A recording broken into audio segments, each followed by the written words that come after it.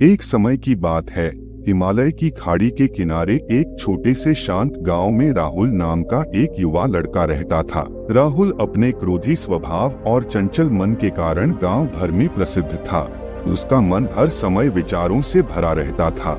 सोचो कि उसके विचारों के तूफान ने उसके मन को एकदम बेचैन कर दिया था। उसके जीवन से शांति मानो गायब हो गई थी और वह हमेशा अपने ही ख्यालों में खोया रहता था और तनावपूर्ण जीवन जी रहा था।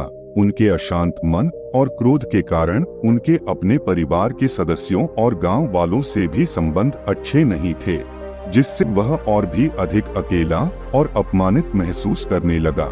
वह और भी अधिक मानसिक तनाव की स्थिति में चला जाता है। एक समय की बात है, राहुल अपने गांव की गलियों में घूम रहा था। तभी उनकी मुलाकात एक बौद्ध भिक्षु से हुई जो एक पेड़ की छाया के नीचे ध्यान में बैठे थे। बौद्ध भिक्षु के चेहरे से निर्मल शांति की आभा झलक रही थी। इस असीम शांति में राहुल बौद्ध भिक्षु की ओर आकर्षित हुआ।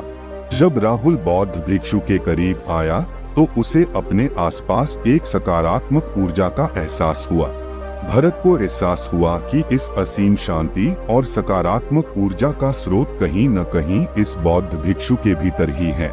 इसलिए वह वहीं बैठकर उसकी आंखें खुलने का इंतजार करने लगा।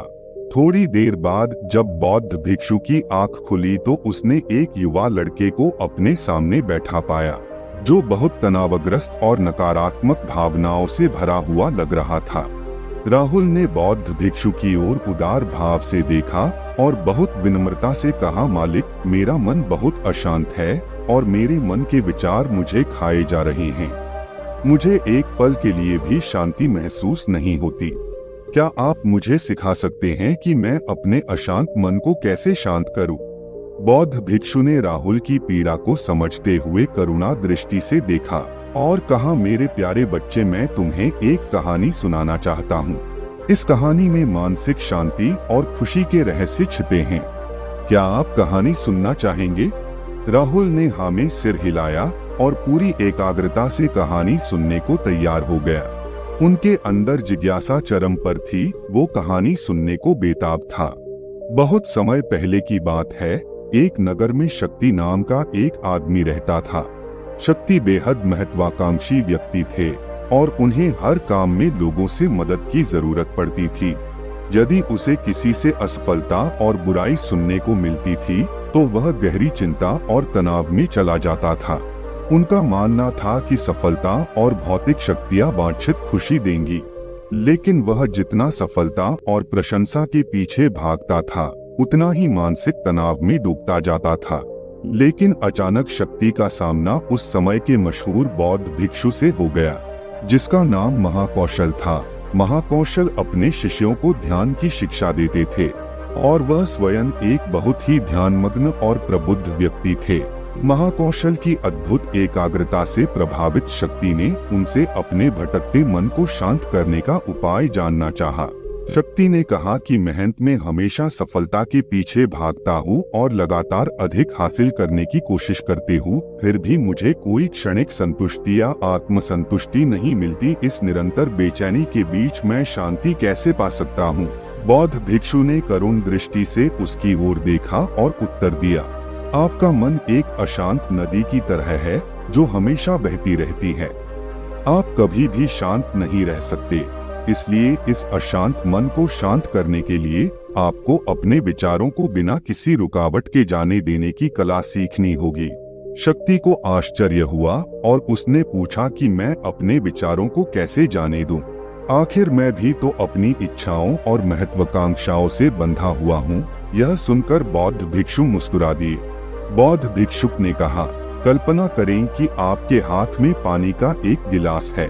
अब आप इसे जितनी देर तक पकड़कर रखेंगे यह उतना ही भारी होता जाएगा, और अगर आप इसे काफी देर तक पकड़े रहेंगे तो आपके हाथ में दर्द होने लगेगा। लेकिन अगर आप उस पकड़ को ढीला कर दें और छोड़ दें तो आपका बोझ कम हो जाएगा। राहुल ने पूरी कहानी और उसका संदेश ध्यानपूर्वक सुना। वह समझ गया कि अपने विचारों और इच्छाओं से चिपके रहने से उसका बोझ बढ़ जाता है और अंदर ही अंदर अशांति पैदा कर देता है। अब राहुल को कहानी का अंत सुनने की उत्सुकता से प्रतीक्षा थी। कहकर बौद्ध भिक्षु ने कहानी जारी रखी। एक बौद्ध भिक्षु की बात मानकर शक्ति ने विचारों को त्यागने का अभ्यास शुरू कर दिया। वह बिना किसी पूर्व निर्णय के अपने विचारों और भावनाओं को आते और जाते देखता था। अब उसने विचारों को पकड़ना बंद कर दिया था। विचार उठते थे और अपने आप चले जाते थे। धीरे धीरे उसे यह एहसास होने लगा कि उसकी इच्छा और भावना ही सभी दुखों का कारण है। जैसे जैसे शक्ति ध्यान में गहरे उतरते गए, उन्होंने पाया कि वर्तमान में जीना ही आंतरिक शांति का एकमात्र स्रोत है। वह खुद को वर्तमान में स्थापित करके अपने मन की निरंतर बकवास से छुटकारा पा सकता था। धीरे धीरे शक्ति का मन एक शांत झील की तरह हो गया, जो बाहरी दुनिया को अपने अंदर प्रतिबिंबित करती है। उन्होंने जीवन की सादगी में संतोष को अधिक महत्व दिया और भौतिक संपत्ति के प्रति अपना लगाव छोड़ दिया। जैसे ही शक्ति में ऐसे बदलाव की खबर लोगों के बीच फैली, दूर दूर से लोग मार्गदर्शन लेने आने लगे। लोगों को विचारों को मुक्त करने की कला सिखाना और उन्हें अपने भीतर शांति खोजने के लिए मार्गदर्शन करना, वह लोगों के बीच शांति और ज्ञान का प्रतीक बन गया। शक्ति और साधु की कहानी समाप्त कर महाकौशल बौद्ध भिक्षु कुछ देर के लिए चुप हो गए, ताकि इस कहानी का अर्थ राहुल के मन में अच्छी तरह बैठ जाए। राहुल ने बौद्ध भिक्षु की ओर देखा तो उनकी आंखों में अब एक नई समझ दिखाई दे रही।